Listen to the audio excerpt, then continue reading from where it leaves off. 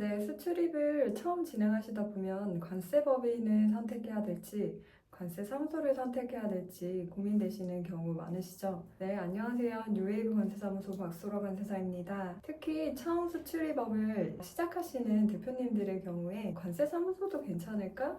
라고 생각하시는 분들이 생각보다 많으시더라고요. 근데 그래서 준비했습니다. 대형 관세법인 근무 경력이 있는 1인 관세사무소 대표 관세사로서 1인 관세사무소의 장단점을 대형 관세법인과 비교해서 설명드리려고 합니다.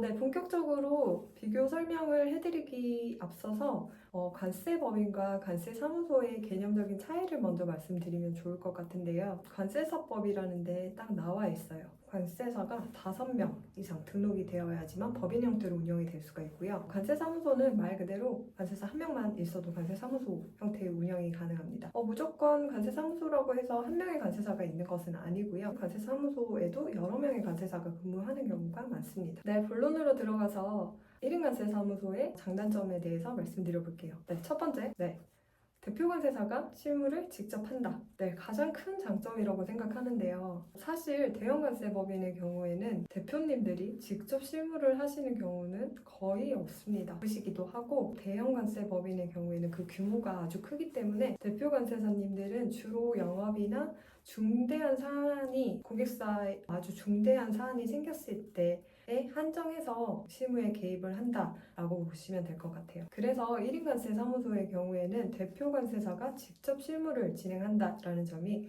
가장 큰 장점이 되겠습니다. 고객사 입장에 있어서 대표 관세사가 직접 실무를 진행한다라는 것은 생각보다 큰 의미가 있는데요. 관세사무소의 경우에는 대표 관세사가 A부터 Z까지 모든 업무를 직접 진행하게 됩니다. 이런 모든 히스토리를 대표 관세사가 다 이해하고 직접 소통할 수 있다는 것이 가장 큰 장점입니다. 네. 두 번째입니다. 두 번째, 고객사별 집중 관리가 가능하다라는 점입니다.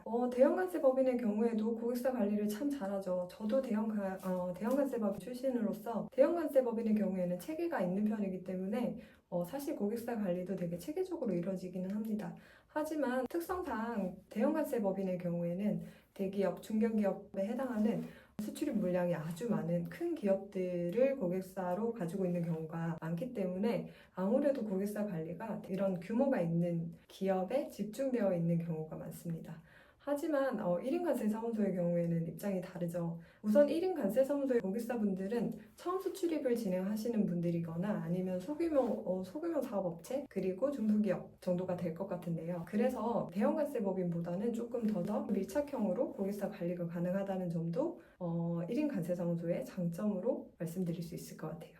세 번째는 담당자 변경이 없다라는 점인데요. 사실 저도 관세법인 근무 당시만 하더라도 담당자 바뀌는 게 뭐 그렇게 큰일인가? 라는 생각을 했던 적도 있습니다. 솔직히 말씀드리면. 그런데 제가 수출입 기업 실무자로 가보니까 입장이 완전히 달라지더라고요. 수출입 실무를 함에 있어서 담당 관세사가 변경이 된다는 것은 상당히 번거로운 일일 수 있겠더라고요. 아무래도 계속 관리를 해오던 손발을 맞춰오던 어떤 담당 관세사가 변경이 있게 되면 업무 효율성이 떨어질 수밖에 없거든요. 같은 프로세스를 또 다른 사람이 오면 다시 또 새롭게 손발을 맞춰야 되다 보니까 아무리 인수인계를 잘 한다고 하더라도 한계가 있기 때문에 담당자의 변경은 수출입 기업에 있어서는 그리 반갑지만은 않은 일이더라라는 것을 깨달았고요. 하지만 관세법인의 경우에는 업계 특성상 관세사의 업무 범위라든지 팀 이동이라든지 아니면 이직이라든지 이런 것들이 상당히 많은 편입니다. 예를 들면 회사를 A라는 수출입 기업을 담당하던 관세사가 2년 혹은 2, 3년 후에 B라는 회사의 컨설팅을 담당할 수도 있다는 거죠. 그런 경우가 사실 관세업계에서는 상당히 흔한 일 중에 하나이고 아주 자연스러운 현상이거든요. 반대로 1인 관세사무소의 경우에는 어떨까요? 관세사무소가 폐업을 하지 않는 이상 관세사가 변경될 이유가 없습니다. 사실 이 점은 기업의 안정적인 관리를 위해서는 상당히 중요한 포인트라고 생각합니다.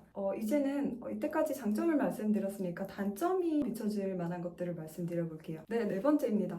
네트워크.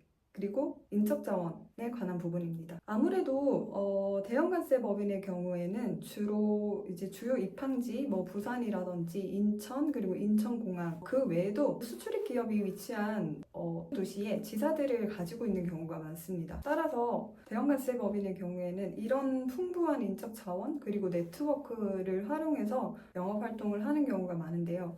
네, 이것은 분명한 대형 관세법인의 장점이 맞습니다. 왜냐하면 필요한 경우에 본지사 간의 커뮤니케이션만으로도 해결될 수 있는 일이 상당히 많거든요. 저 역시 대형 관세법인의 근무 시에 예외적인 케이스가 발생했을 때 케이스 스터디가 필요한 경우에는 이런 지사분들하고 같이 소통을 하면서 업무를 처리했던 기억이 있습니다.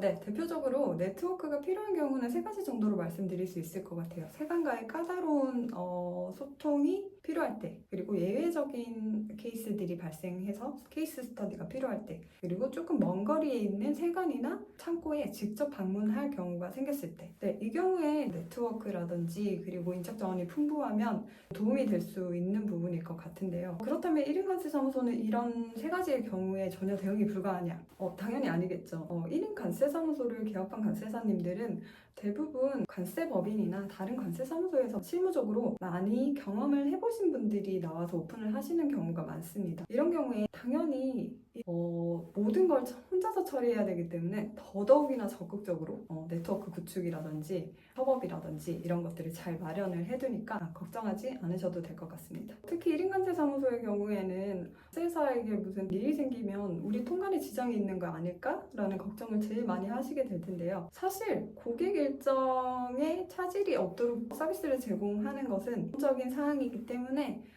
다양한 협업 툴을 가지고 있다는 저희 뉴웨이브 관세사무소의 경우에도 저희 뉴웨이브 관세사무소 같은 경우에는 만약의 경우를 대비해 경력 10년차 관세사를 협업 관세사로 지정해서 서로 협업을 하는 관계를 구축을 하고 있습니다. 네, 관세사무소냐 관세법인이냐 사실 수출입 기업이 처한 상황이나 그리고 환경에 따라서 달라질 수 있는 부분이라고 생각합니다. 하지만 이번 영상을 계기로 관세사무소 제공할 수 있는 서비스 역량에 대해서 대략적으로나마 파악하실 수 있었던 계기가 되셨으면 좋겠습니다. 혹시 궁금하신 사항이 있으시면 카카오톡 채널에 뉴웨이브 관세사무소를 검색해 주시면 되고요. 네, 이상입니다. 감사합니다.